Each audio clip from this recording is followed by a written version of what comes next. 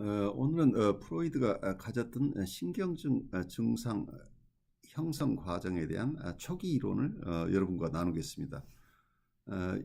이 이론은 코웃이 굉장히 관심을 가졌던 영역인데, 코웃이 시카고에서 학생들을 가르칠 때 이 프로이드의 이론을, 특히 신경증 증상 형성에 대한 이론을 자세하게 설명했는데, 그 설명 내용을 어쩌면 프로이드의 이론을 코웃이 또 설명한 내용이기도 하죠. 그래서 두 사람의 설명이 겹쳐 있지만 프로이드를 우선 잘 이해하려고 하는 시도라고 이해하면서 이 내용들을 여러분도 함께 따라가 보면 좋을 것 같아요.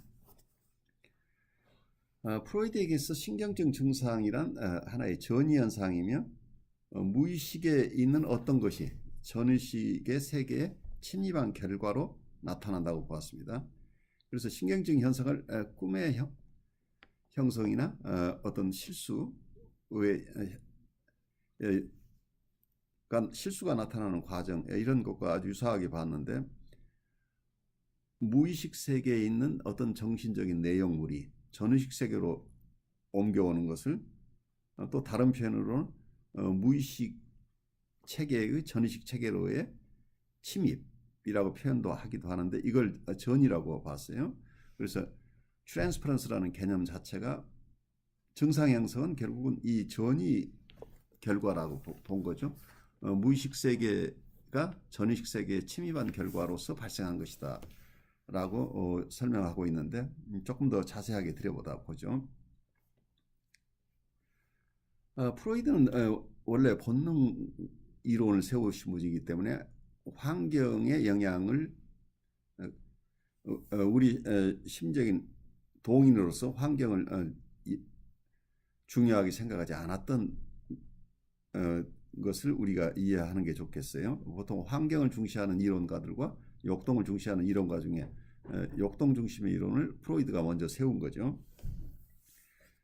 그렇지만 보통 신경증 증상을 겪는 사람들은 과거에 발생학적으로 어떤 트라우마틱한 초기 경험이 있었다고 하지만, 그 이후에 환경이 평온하다고 한다면 신경증을 겪지 않을 수도 있는데, 보통 우리가 살면서 여러 고비에서 자기가 사랑했던 대상을 상실하거나 또는 사업에 실패하거나, 어떤 자기가 이루려고 했던 꿈을 이루지 못한 경우나, 또는 어떤 심각한 질병을 앓거나 하는 이런 위기적인 상황에 있을 때 이런 좌절이 생겨나면서 신경증을 야기할 가능성이 있다고 하는 거죠. 우리가 보통 트리거링 인시던트라고 얘기할 수 있겠죠. 촉발 사건이 생기면 지금까지 과거에 어려움이 있었지만 잘 버텨오던 어떤 정신적인 밸런스가 깨지면서 이분들이 신경증을 앓게 될 가능성이 있습니다. 그런데 초기에 이런 어려움이 있을 때, 이러한 좌절이 있을 때, 보통은 우리가 그걸 자체적으로 해결하려고 하는 우리 판타지 속에서 이런 것을 해결해내려고 하는 노력들이 일어나는데, 이걸 보통 우리가 manifest regression, 프로이드가 봤던 건 어떤 드러난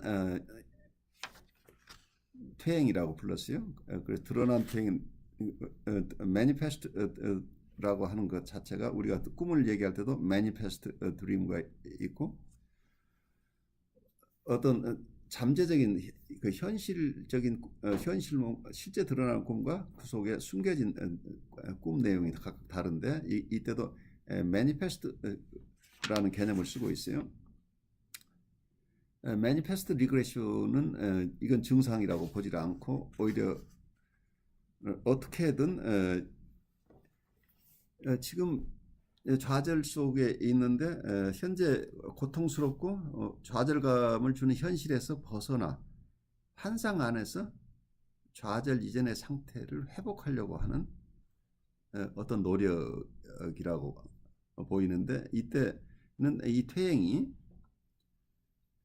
드러난 퇴행은 어떤 면에서는 이고 사이클러지 견해에 빌린다면 in the service of the ego라고 하는 개념이죠. 어떤 이고를 오히려 이고를 도와주는 역할을 한다고 하는 거죠. 이고에 데미지를 주는 것이 아니라 이고를 도와주는 역할로 해서 건강을 회복하자, 어려움을 벗어나고자 하는 이런 퇴행이 일어나는데, 이런 퇴행으로 해결된다면 참 좋은데 그렇지 못한 경우에 이러한 회복의 시도가 다 실패했을 때 프로이드가 불렀던 리그레션 프라퍼라고 하는 본래의 의미에서 퇴행, 본퇴행이라고 부르는 이런 실제 퇴행이 심한 퇴행 과정이 일어나는데, 이 심한 퇴행 과정에서 신경적 증상이 발생한다, 이제 이렇게 보죠. 보통 프로이드 이론은 리비도 이론이 중점인데, 어떤 리비도 이론 속에서는 리비도는 어떤 우리의 공격 본능이나 성적 본능에 함께 있는 에너지를 얘기하는데,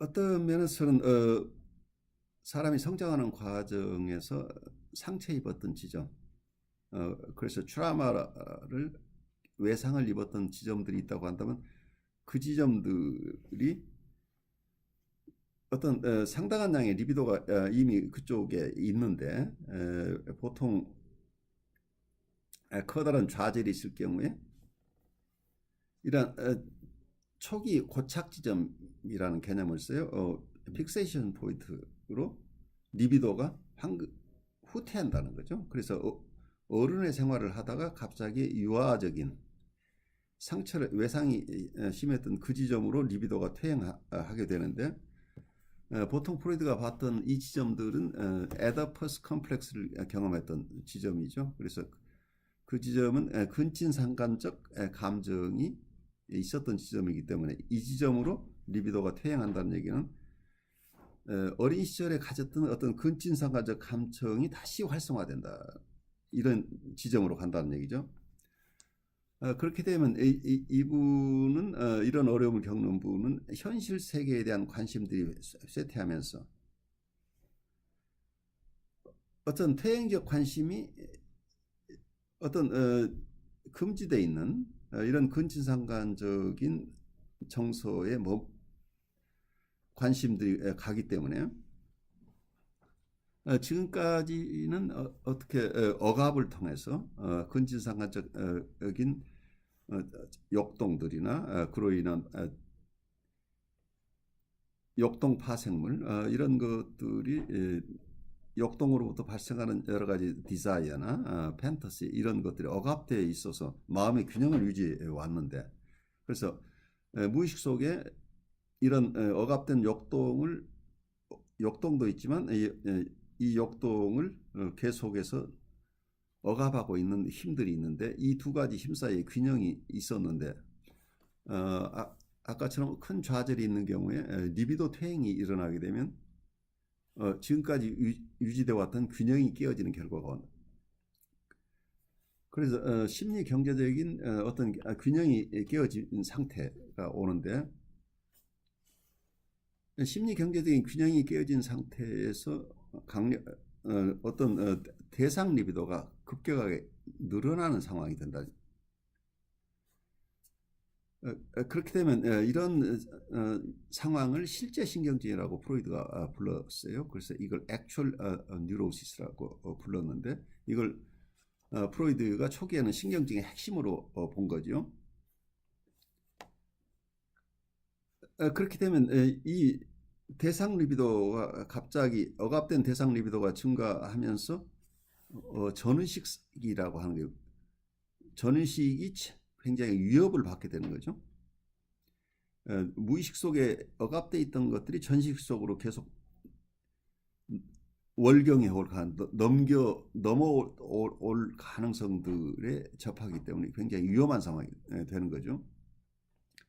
그래서 이때 억압된 리비도, 대상 리비도가 많아지는 게 불안이 자동적으로 발생한다고 봤어요. 그래서 리비도 자체가 발산되지 않고 이렇게 많은 양이 있는 경우에 불안이 자동적으로 생겨났다고 봤던 게 초기 이론입니다. 그 프로이드의 초기 이론이 이런 리비도의 증가 때문에 대상 리비도가 증가함으로써 전의식 체계가 위협을 받을 때 타해병성이 일어나. 그래서 이때 드러나는 게 증상이 형성된다고 하는 부분이죠. 그래서 이런 보통 에더포스적인 공포증이 생긴다, 강박증이 생긴다고 할 때 이런 것들이 심리 경제적인 균형이 깨진 상황에서 이 전의식 세계, 그러니까 2차 과정이 지배하는 전의식 세계를 보호해내기 위한 방식이 타해병성으로 오게 되고, 이 타해병성 결과가 증상이 일어나는데, 이때 불안이라고 하는 것은 바로 증상이 있기 이전에 이 불안은 바로 리비도로부터 오는 것이라고 하는 이론이에요.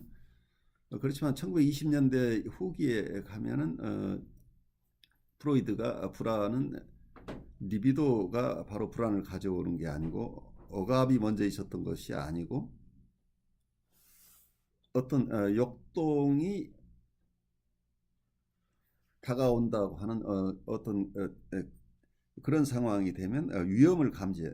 그래서 데인저가 어떤 무의식적인 역동에 대한 위협이 있을 경우에 그때 이고의 기능이 바로 불안이래. 시그널 앵사이티라고, 신호 불안을 줌으로써 우리가 방어를 동원하게 된다.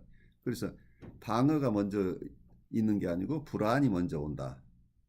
그건 역동으로부터 불안이 오게 되고 그 불안이 왔을 때 방어가 발생한다 하는 이런 후기 이론, 불안 이론들이 나오게 되는데, 지금까지 설명드린 것은 초기 불안 이론을 중심으로 신경적 형성 과정을 여러분들이 이해할 수 있도록 애써 설명해 보았습니다. 이건 프로이드의 이론인데 코웃이 자기 학생들에게 가르쳤던 내용이에요. 그걸 여러분에게 제가 다시 한번 전달하면서 여러분들도 프로이드가 초기에 설명했던 신경증의 증상 형성이라는 게 어떤 심리 역동적 과정, 심리 경제적 과정을 거쳐서 나오는 것인지 함께 이해하는 기회가 됐으면 좋겠습니다.